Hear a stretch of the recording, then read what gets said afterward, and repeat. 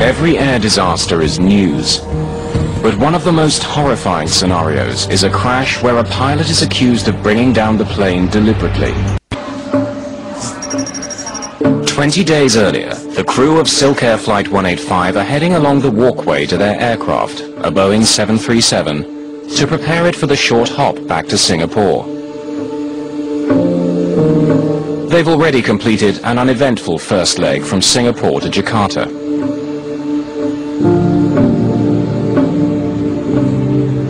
It's a perfect day to fly. Above the Soekarno-Hatta International Airport in the Indonesian capital of Jakarta, the sky is blue with scattered clouds. This recorder reveals that everything is completely routine in the cockpit. 4.7 unit check. 00, 4.7 checked. Takeoff briefing complete. It's complete to the line.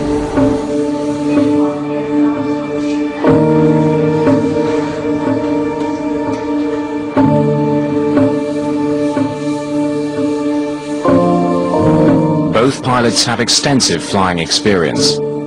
Captain Su Wei-ming was a top fighter pilot with the Singapore Air Force before moving to Silk Air. First Officer Duncan Ward has over 2,000 hours flying experience. The atmosphere in the cockpit seems relaxed. Just give me 115 seconds to put on the infant seatbelt, you know. Never mind, lad. You can take quite some time. You can take up to 3 seconds.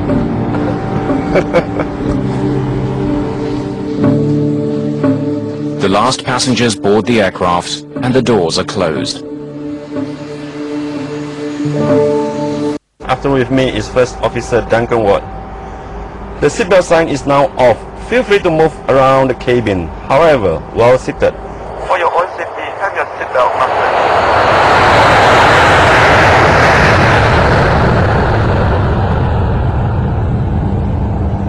Everything about the flight is normal and routine. Drinks are. What kind? Passengers and flight crew are offered a light meal and drinks. Just a couple. Some water, you want? No, fine, thanks.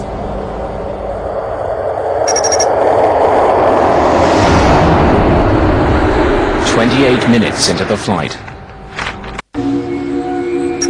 But an exchange between the control tower and Duncan Ward is recorded in Jakarta some 5 minutes after that conversation between captain and first officer. Silk Air 185, you are just passing a beam bus. It's not known whether Captain Su has returned to the flight deck at this stage, but Duncan Ward responds to the call, giving no indication of any problem on board. 185, roger. 134.4, before party. Just over a minute later, Indonesian radar shows the plane beginning a rapid descent.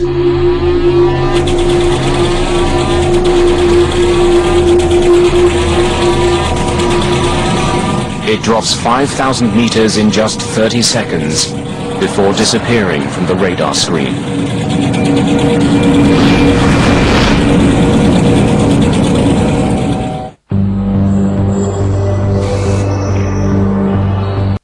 There's no trace of the 104 people aboard the aircraft.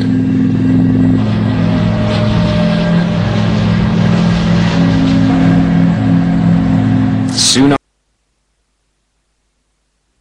the plane impacted the water, it was the power had actually been removed from the box itself.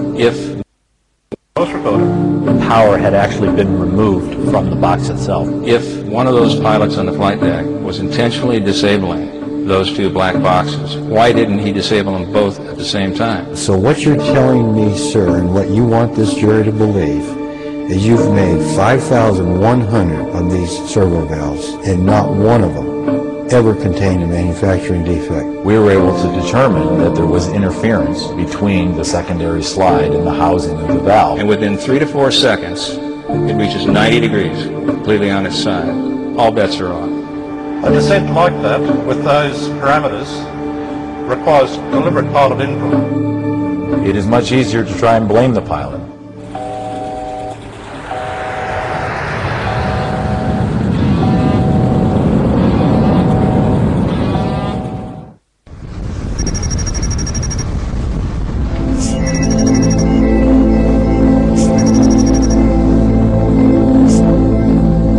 Every year, family members and friends of those who died in the Silk Air crash of 1997 return to the crash site near Palembang in Indonesia.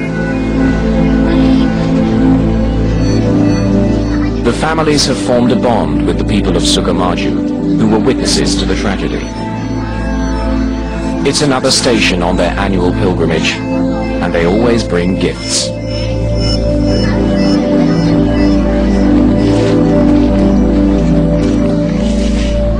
I know the village of people are very poor, so I just want to bring something for them. The poor kids, they're nothing. You know, why can't bring something for them, make them happy? At the moment I feel good, they're happy. Bonnie like me to do that also. It's a part of coming to terms with what has happened, letting some good come from the tragedy.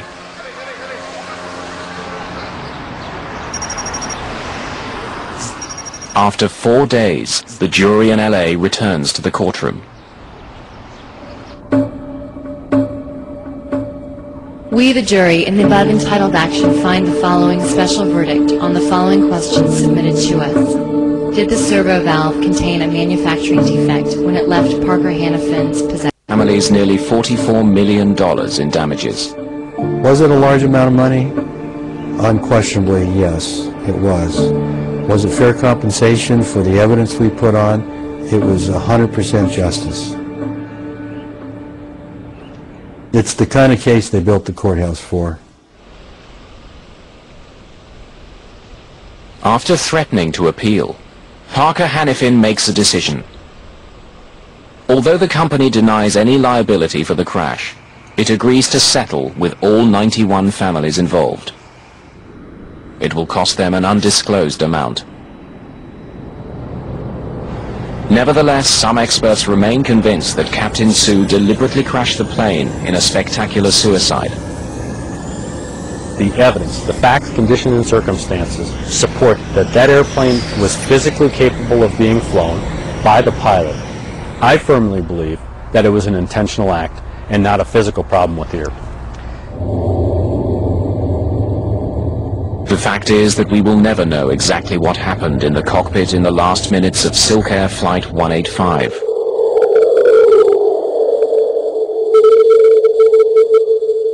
But after a series of incidents with uncommanded rudder hardovers on 737s, the Federal Aviation Administration have ordered that by 2008, all 737s have to replace the original rudder control components with newly designed systems with extra built-in redundancy.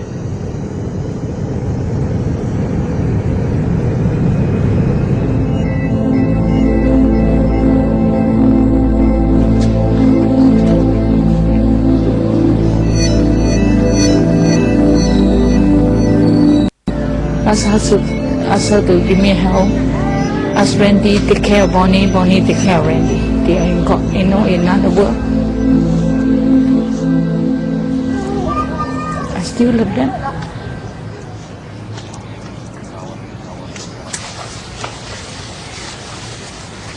For Betty, the settlement payments are of little interest. I never feel better. I'm so lonely, right? Nothing to hope, nothing to look forward. My life anymore. Even you give me a 10 million, 20 million, so what? I'm alone. The only consolation lies beyond the answers and the justice, in making some small good come from the catastrophe. But peace is hard to find. No. How can be peace? I also don't know how to be peace. I don't know how to be peace. I want to, but like, how? You teach me.